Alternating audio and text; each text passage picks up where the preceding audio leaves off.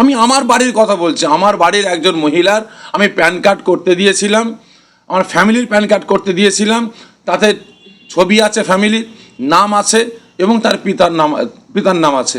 কিন্তু প্যান কার্ডটা যখন আসলো, আসার পরে আমরা দেখলাম নাম ঠিক আছে, মহিলার নাম, বাপের নাম ঠিক আছে, কিন্তু ছবিটা পাল্টে গিয়ে পুরুষের ছবি আসছে। আমি তখন ফোন করলাম যে আপনারা কি হিজড়ে, আপনারা কি হিজড়ে? এখানে নাম আছে মহিলার, পিতা আছে, তারপরেও আপনি মানে ছবিটা পাল্টালেন কেন? আমার ছবিটা গেল কোথায়? তখন তারা প্রশ্ন করছে যে না আমরা তো জানি না, আপনি যেমন অ্যাপ্লাই করেছিলেন, যে আপনারা ভালো করে সার্চ করুন। তারপরে আবার অন্যান্য নিজেরাই আবার বলে যে আমাদের ভুল হয়ে গেছে, ঠিক আছে আমরা আবার আপনাকে প্যান কার্ড পাঠাচ্ছি। আজকে এভাবেই এরা একের পর এক নিজেরা ভুল করবে, পাবলিকের ওপরে দোষ চাপাচ্ছে। যেমন আমাদের বাড়ির অনেক কিছু ভাইদের বা আমাদের নাম সব এসছে, যেমন আমার তেবিয়ান সিদ্দিকি ভাই, তেবিয়ান সিদ্দিকি, বাংলায় লেখা আছে তেবিয়ান সিদ্দিকি, এআই করেছে কি টেলিফোন সিদ্দিকি। মানে সব থেকে বড় জিনিস, হিজড়েকে যদি বলা হয় কোনটা পুরুষ আর কোনটা মহিলা তোমরা বাঁচো, তাহলে কি সে বাঁচতে পারবে? তাহলে বাঁচতে পারবে না।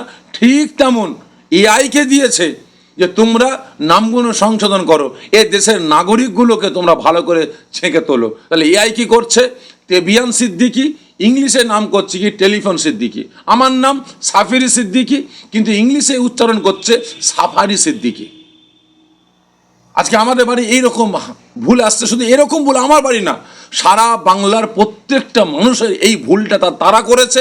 আজকে তাদেরকে নোটিশ দিচ্ছে যে আপনারা আসুন, আপনার নাম ভুল হয়েছে, আপনার বাপের 6টা ছেলে কেন, 7টা ছেলে কেন, 8টা ছেলে কেন, আপনাকে হিয়ারিংয়ে ডাকা হচ্ছে।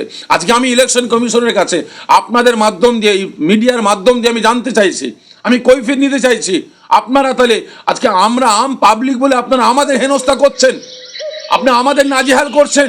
তাহলে আমার দেশের প্রধানমন্ত্রী, তার তো 6টা ভাই বোন, তাকে আপনি হিয়ারিংয়ে চিঠি পাঠিয়েছেন। আজকে ইউপির মন্ত্রী যোগী আদিত্যনাথ, তারা 7 ভাই বোন, তাদেরকে হিয়ারিংয়ের জন্য চিঠি পাঠিয়েছেন। আজকে আমার দেশের স্বরাষ্ট্রমন্ত্রী অমিত শাহ, তারও তো 7টা ভাই বোন, তাদেরকে আপনি হিয়ারিংয়ের নোটিশ পাঠিয়েছেন। আমার রাজ্যের মুখ্যমন্ত্রী, তারও তো 7টা ভাই বোন, তাহলে তেনাকে আপনারা হিয়ারিংয়ের নোটিশ পাঠিয়েছেন। তাহলে তানাদেরকে হিয়ারিংয়ের নোটিশ না পাঠিয়ে তাহলে আজকে আপনি আমাদের কাছে নোটিশ পাঠাচ্ছেন। আজকে আপনি জনগণের কাছ থেকে আপনি 13টা নথিপত্র চাইছেন, তার ভিতরে আবার গতকাল থেকে আপনারা ব্যান করেছেন, অ্যাডমিটটা চলবে না। আমি ইলেকশন কমিশনকে বলছি, আমরা দেশের জনগণ, অবশ্যই আমরা 13টা নথি আমরা দেখাবো। তাহলে তার আগে আপনি ইলেকশন কমিশন, আপনি এ দেশের নাগরিক কিনা আপনি আপনার তথ্যটা আগে দেখান। আপনার 11টা 12টা যে 13টা আপনারা যে সিরিয়াল দিয়েছেন নথির, আপনি নথিগুলো দেখান। আমরা সন্দেহ করছি, আমার মনে হয় আপনি এদেশের নাগরিক না, আপনি এদেশের জনগণ হতে পারেন না। যদি আপনি এদেশের নাগরিক হতেন, যদি এদেশের জনগণ হতেন, তাহলে এদেশের জনগণের কষ্টটা আপনি ভাবতেন, এদেশের জনগণের কষ্ট আপনি ভাবতেন। আজকে সেজন্যই আপনি জনগণকে ভালোবাসেন না বলে, দেশকে ভালোবাসেন না বলে, দেশের কষ্ট আপনি বোঝেন না বলে আজকে আপনি দেশের মানুষগুলোকে নাজেহাল করছেন। আজকে নোটবন্দি থেকে নিয়ে, জিএসটি থেকে নিয়ে একের পর এক আজকে আমার দেশের জনগণকে নাজেহাল করে বেড়াচ্ছেন। আজকে নতুন করে শুরু করেছেন এই এসআইআর এর নামে লাগাতার এক একটা অঞ্চলে 5,000, 7,000, 8,000, 10,000, 12,000, 15,000 করে আপনারা হিয়ারিংয়ের নোটিশ পাঠাচ্ছেন, তাদেরকে নাজেহাল করছেন। অবশ্যই আমার দেশের জনগণ এদের ভুল একদিন না একদিন ভাঙবে। যখন গণ আন্দোলন শুরু করবে, যখন গণ আন্দোলন করতে করতে রাস্তায় নেমে পড়বে, তখন আপনারা পালাবার রাস্তা খুঁজে পাবেন তো। এই তো আপনাদের চোখের সামনে হয়েছে বাংলাদেশ, আপনাদের চোখের সামনে হয়েছে নেপাল, আপনাদের চোখের সামনে হয়েছে আমাদের পাশের দেশ শ্রীলঙ্কা। ওই রকম যদি আন্দোলন শুরু হয়ে যায়, জনগণ যদি রাস্তায় নেমে পড়ে, পালাবার রাস্তা খুঁজে পাবেন তো। এই তো আগামী রবিবার আমার দেশের প্রধানমন্ত্রী, বিজেপির নেতা প্রধানমন্ত্রী সিঙ্গুরে আসছে। যদি আজ আমার দেশের জনগণ এই আন্দোলন করতে করতে যদি কালো পতাকা নিয়ে যদি মোদির সামনে দাঁড়িয়ে যায়, কালো পতাকা নিয়ে যদি বিজেপি নেতার সামনে দাঁড়িয়ে যায়, যদি গো ব্যাক স্লোগান দেয়, তাহলে মোদিজি ঢুকতে পারবে তো সিঙ্গুরে? মোদিজি ঢুকতে পারবে তো? তাহলে আজ আপনারা দেশের জনগণকে জনগণ বলে মনে করছেন না, মানুষ বলে মনে করছেন না, আপনারা নিজেরাই মানুষ আর জনগণকে কুকুর ভেবে নিয়ে কুকুরের মতো ওদেরকে নাচিয়ে বেড়াচ্ছেন। জনগণ আগামী দিন আপনাদের ব্যবস্থা নেবে, অবশ্যই আপনাদের বিরুদ্ধে তারা স্টেপ নেবে, সেই দিন অপেক্ষা আপনারা করুন। তো দেখা যাচ্ছে যাদেরকে নোটিশ দেওয়া হচ্ছে অধিকাংশই মুসলিম লাইনে দাঁড়িয়ে রয়েছে, কোথাও বলে কি টার্গেট করা হচ্ছে মুসলিমদের? অবশ্যই অবশ্যই এখানে মুসলিম সম্প্রদায়কে টার্গেট করা হয়েছে। যখন আপনার প্রথম যখন খসড়া তালিকা বেরোলো তখন কোনো মানে ম্যাক্সিমাম মুসলমানের নামটা ছিল, এখন ওদের মাথায় হাত পড়ে গেছে, ওদের টেনশনে পড়ে গেছে, যা সব তো মুসলমানের নাম রয়ে গেছে, মুসলমান কি করে তাড়াতে হবে, মুসলমান কি করে তার নামকে বাদ দিতে হবে। ওরা এখন নতুন করে এই 4টে 5টা 6টা 7টা ছেলে কেন হলো, এর প্রমাণটা তোমরা দাও, এর প্রমাণটা তোমরা দাও।